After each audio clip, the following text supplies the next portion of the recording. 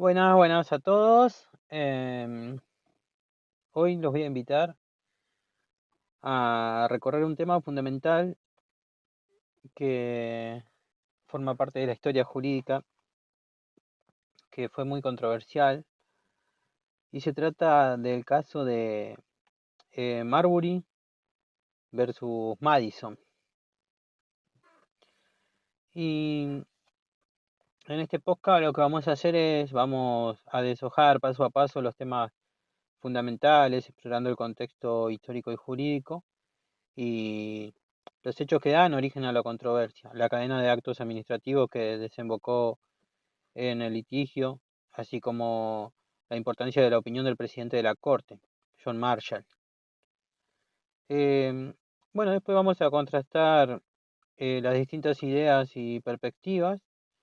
Vamos a citar algunos ejemplos y datos relevantes. Vamos a analizar las acciones realizadas en el caso para finalmente tratar de sugerir posibles medidas futuras que ayuden a perfeccionar nuestros sistemas eh, institucionales. Yo esto lo hago en realidad como una forma de analizar el fallo y ver cuáles son sus posibles soluciones, pero es pura y exclusivamente una opinión mía nada más. Bueno, permítanme empezar, ¿no? Situándonos en el contexto. Así que quiero que se imaginen un periodo de transición política en el que los engranajes del poder están en plena transformación. Es el final del mandato de un presidente y la inminente llegada de una nueva administración. Ahora, en ese escenario surgen conflictos relacionados con los nombramientos públicos, fundamentales para el funcionamiento del Estado. Marbury versus Madison no solo es un caso judicial, sino que es un hito que redefinió la relación entre el Poder Ejecutivo, el Legislativo y el Judicial, y que sentó las bases del control judicial en los Estados Unidos. La discusión central gira en torno a tres interrogantes esenciales. ¿Tiene el peticionario William Marbury un derecho al nombramiento que se le había prometido? ¿Existe un remedio legal para obligar a la entrega de dicho nombramiento? ¿Está facultada la Corte Suprema para emitir el mandamus que ordene a un funcionario público cumplir con un deber establecido por la ley? Bueno, para comprender este caso en toda su magnitud, es crucial retroceder en el tiempo. Y para los que ya me conocen, a mí algo que me encanta es la máquina del tiempo. Así que retrocedemos en el tiempo y nos encontramos a principio del siglo XIX, en un momento en el que el gobierno federal de los Estados Unidos se encontraba en un proceso de reorganización y consolidación. Tras el final del mandato de John Adams, se produjeron importantes cambios políticos. El nuevo gobierno, encabezado por Thomas Jefferson, se enfrentaba a una situación en la que varios nombramientos judiciales realizados por Adams quedaron en el limbo, entre ellos el caso de William Marbury. Se destaca su nombramiento, fue firmado y sellado, pero por razones que ahora vamos a discutir, el documento no le fue entregado. Este retraso y omisión desencadenaron una controversia que rápidamente se convirtió en el vehículo para definir la autoridad de la Corte Suprema y establecer el principio de revisión judicial.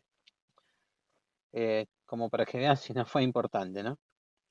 Bueno, el proceso de nombramiento, tal como lo establece la ley y la Constitución, es una sucesión de actos interrelacionados que incluyen la designación, la firma presidencial y finalmente la colocación del sello por parte del secretario de Estado. La designación. Este es el acto inicial en el que el presidente decide a quién asignar un cargo y es un acto eminentemente discrecional y político. La firma. Acá el presidente formaliza su decisión y la firma constituye un compromiso formal. O sea, es lo que representa la firma. El sello, bueno, este último acto es el que le confiere formalidad y autenticidad al nombramiento, siendo responsabilidad del secretario de Estado. En el caso de Marbury, se comprobó que el nombramiento había sido realizado correctamente en los dos primeros pasos. Sin embargo, la omisión de entregar el documento sellado significó que el derecho de Marbury a ocupar el cargo quedó incompleto. Esta situación nos lleva a la esencia del conflicto, que es la retención del nombramiento y que implica una violación de un derecho legal absoluto. Y si un derecho es vulnerado, según los principios del derecho común, tiene que existir un remedio. Bueno, el remedio que se plantea es el mandamus. El mandamus es una orden judicial, judicial que obliga a un funcionario público a cumplir con un deber legal. Autores como Blackstone y Lord Mansfield fueron definiendo históricamente este mecanismo, argumentando que cuando un derecho es claramente violado y no existe otro remedio específico, el mandamus se convierte en la herramienta idónea para restaurar el equilibrio y la justicia. Bueno, ahora hagamos un contraste, ¿no? Entre dos perspectivas claras. Una, la perspectiva de la protección judicial del derecho. Esta postura, defendida por la mayoría de la Corte, sostiene que una vez que el nombramiento ha sido completado mediante la firma y el sello, el derecho de Marbury es inalienable. La Corte Suprema, presidida por John Marshall, argumentó que retener el nombramiento es una violación directa de un derecho legalmente protegido y que el mandamus es el remedio natural para obligar al secretario de Estado a cumplir su obligación. Ahora, la otra postura es la perspectiva de la discreción ejecutiva y la limitación del control judicial. Algunos teóricos y figuras del Poder Ejecutivo argumentaron que los actos de designación son inherentemente políticos y que la discreción del presidente en el nombramiento no debería ser cuestionada excesivamente por el Poder Judicial. Y esta visión resalta la separación de poderes y advierte que una intervención judicial excesiva podría minar la autonomía del Ejecutivo en la toma de decisiones políticas fundamentales.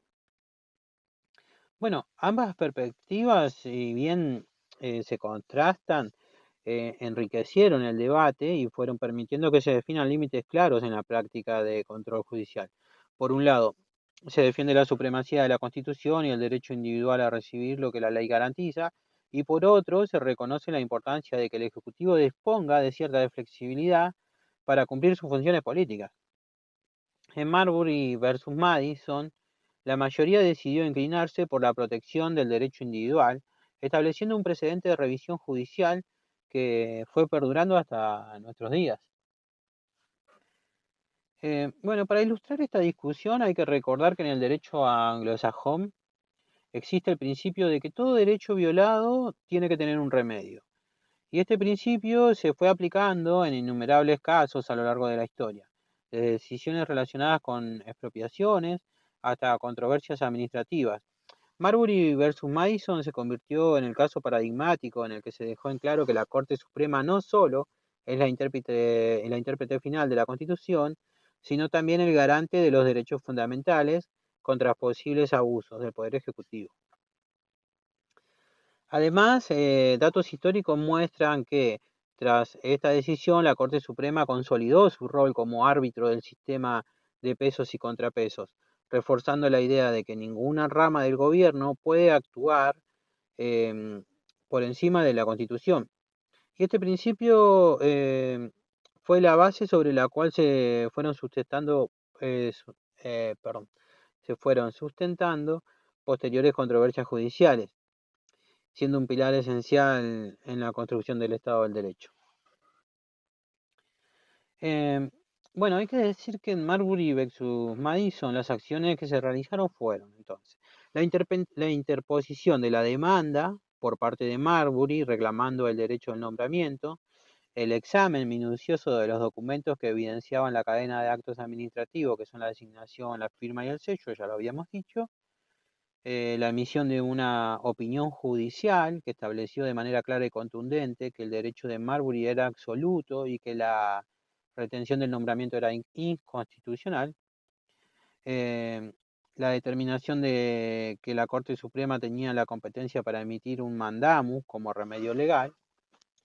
¿Y qué otras acciones se podrían considerar para fortalecer estos mecanismos y prevenir conflictos similares en el futuro? Bueno, podemos hablar de reformas legislativas clarificadoras. O sea, el Congreso podría establecer normas más precisas y detalladas sobre el proceso de nombramientos, definiendo plazos específicos para la entrega de los documentos sellados y estableciendo remedios automáticos en caso de incumplimiento. Imagínense que si hubiera existido un plazo para entregar este documento, no hubiera existido la demora en recibir el documento sellado. Bueno, también se puede hablar de mecanismos de supervisión y auditoría, eh, que podría tratarse de implementar sistemas internos de control en las agencias del Ejecutivo que garanticen que los actos administrativos relacionados con los nombramientos se realicen de manera oportuna y transparente. Bueno, también podemos hablar de procedimientos alternativos de resolución de disputas, o sea, establecer canales administrativos o mediadores especializados que en primer lugar intenten resolver estos conflictos sin necesidad de recurrir inmediatamente a la intervención judicial, reduciendo así la carga en el sistema de justicia y agilizando la protección de los derechos individuales. También hay que decir que se puede hablar del fortalecimiento del diálogo interinstitucional. Es decir, fomentar un diálogo constante entre las ramas del gobierno para ajustar y mejorar los procesos administrativos, asegurando que se mantenga el equilibrio entre la discreción política y la obligación de cumplir la ley. Aunque bueno, este ya está un poquito más difícil. Bueno, en conclusión, Marbury y Madison no es solamente un caso de derecho administrativo. Es el punto de inflexión en la historia constitucional de los Estados Unidos que definió el rol del Poder Judicial como protector de los derechos individuales y garante del orden constitucional. La lección fundamental acá es que cuando un derecho es violado, la ley tiene que proveer un remedio y ninguna rama del gobierno está por encima de la Constitución. En este podcast, bueno, fuimos explorando todo lo que sucedía en este caso. Y ahora ya saben por qué es tan famoso este caso de Madison contra Marbury. Espero que les haya servido, gracias por acompañarme y nos estamos encontrando en la próxima.